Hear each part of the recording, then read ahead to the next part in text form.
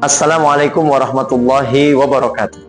Saya Anang Wahid Cahyono, LCMHI, peserta PKDP tahun 2026 PTP UIN Said Ali Rahmatullah Tulungagung akan melaksanakan praktek mengajar dengan mata kuliah Al-Qawaid Al-Fiqhiyah Fisyasah.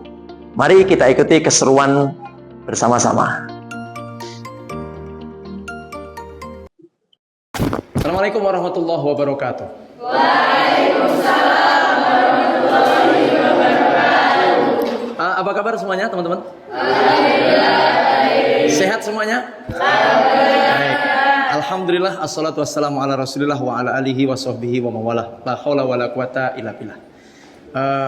Mari kita awali mata kuliah kita pada kesempatan hari ini dengan baca basmalah bersama-sama. Bismillahirrahmanirrahim. Kita baca doa awal majelis. Raditu billahi rabba wa bil islami dina wa bi Muhammadin nabiyyan wa rasulah. Rabbi zidni ilma warzuqni fahma waj'alni min ibadikas shalihin. Amin ya rabbal alamin. Sebelum kita lanjut ke mata kuliah kita, saya ingin membacakan absen yang saya panggil supaya mengangkat tangan dan mengatakan hadir. Septia Putri. Alhamdulillah. Sa'adatin Nisa. Alhamdulillah. Sehat ya, Mbak? Sehat, alhamdulillah. Kaifalia. Baik, teman-teman mahasiswa semuanya. Pada hari ini saya sebagai dosen yang mengampu mata kuliah Al-Qawaid Al-Fiqhiyah Fisyasah ingin menyampaikan materi yang baru kepada kalian semuanya. Tapi sebelumnya kita akan meminta fokus kalian semuanya dengan bersama-sama kita akan melakukan ice breaking. Siap untuk ice breaking semuanya? Ya. Siap. Baik, tolong dengarkan. Kalau saya bilang tepuk satu berarti? Baik. Siap? Siap. Tepuk satu, tepuk dua, tiga. Alhamdulillah, luar biasa. Tepuk tangan bagi kita semuanya.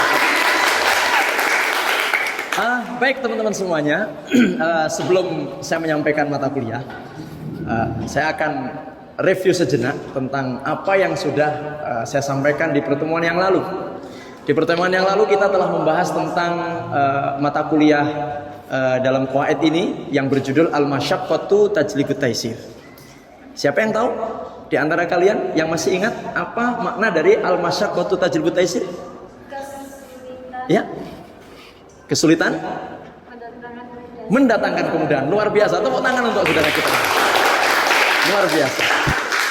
Yakni kita akan membahas tentang implementasi kaidah Darul Mafasid Muqaddam ala Jalbil Masalih. Nah, pertanyaannya adalah kenapa kita membahas tentang kaidah Darul Mafasid Muqaddam ala Jalbil Masalih ini? Bahwa tujuan daripada pembahasan kaidah ini seperti yang sudah kita tuliskan di dalam PPT ini, bahwa setiap kebijakan pemerintah atau kebijakan pemimpin itu harus selalu mengandung manfaat atau maslahat serta harus menjauhi potensi kerusakan. Karena sekali lagi pemimpin itu tanggung jawabnya besar sekali di hadapan Allah. Muqaddamun ala jalbil masalih. Artinya meninggalkan potensi kerusakan itu lebih diutamakan daripada kita mendapatkan manfaat. Ya, jadi meninggalkan potensi kerusakan, ya, apalagi yang berkenaan dengan kebijakan-kebijakan itu lebih utama daripada kemudian mendatangkan kemaslahatan. Kenapa? Karena ketika kerusakan itu dihindari, kan wala tulqu bi aidikum ila tahlukah. Janganlah kalian menjatuhkan dirimu dalam kebinasaan. Kalau dalam pepatah bahasa Arab itu dikatakan al-wiqayah ya ahammu minal ilaj. Jadi mencegah itu lebih diutamakan daripada mengobati. Dan sebenarnya kaidah Darul Mafasid ini berhubungan dengan peribahasa bahasa Arab tersebut.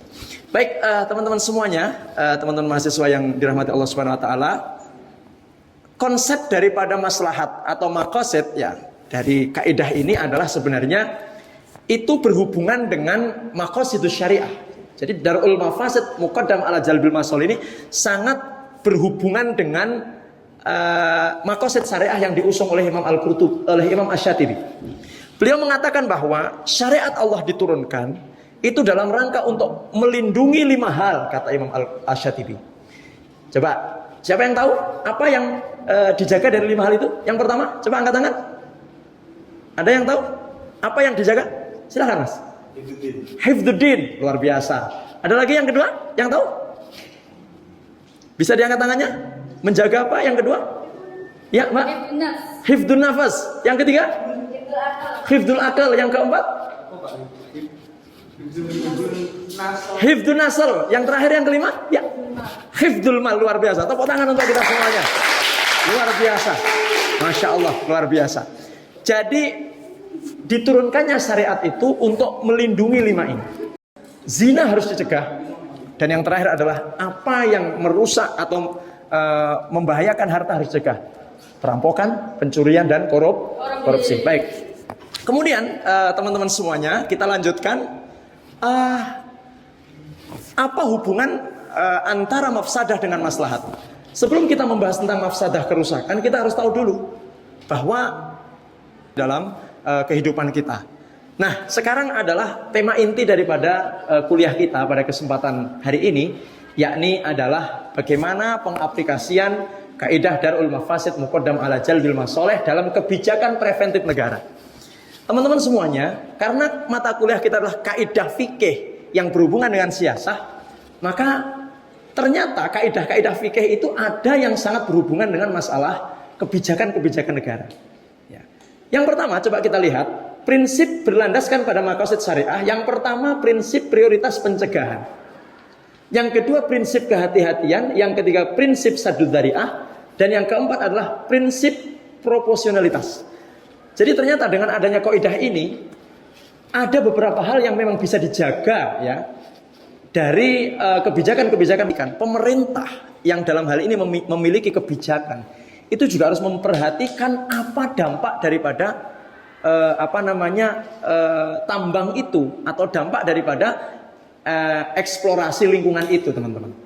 Maka di sini mungkin berlaku sebelum memutuskan atau sebelum memberikan izin untuk penggalian atau penebangan, maka harus betul-betul dilihat apa dampak kerusakan yang timbul setelah itu. Dulu di zaman wabah corona kita juga melihat PPKM, pembatasan gerak ya, pembatasan jarak dalam muamalah kita.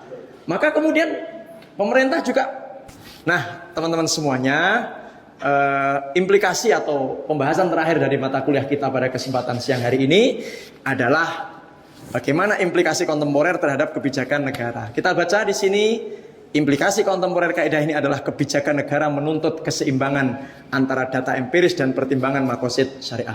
Makanya pentingnya seorang pemimpin paham bukan hanya masalah politik, tetapi juga paham masalah fikih, masalah fikih siasah, fikih syar'i, sehingga ada sesuatu yang ditanyakan, atau mungkin saya akan bertanya kepada kalian semuanya, atau mungkin ada yang mau ditanyakan dari materi yang sudah kita bahas pada siang hari ini. Silahkan. Ada yang mau ditanyakan tentang materi yang sudah kita bahas siang hari ini? Atau saya akan bertanya kepada kalian. Siap untuk menjawab ya? Oke, silahkan Mas. Kalau semisal tadi kan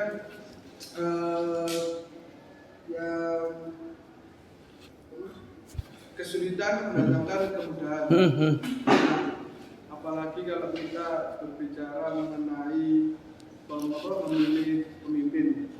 Nah, kalau misalnya memilih pemimpin, nah pemimpin itu kebijakannya itu kan kalau dilihat itu kurang bagus lah. Tidak ada masalahnya, apalagi tidak memenuhi kriteria 5 maqasid syariah tadi.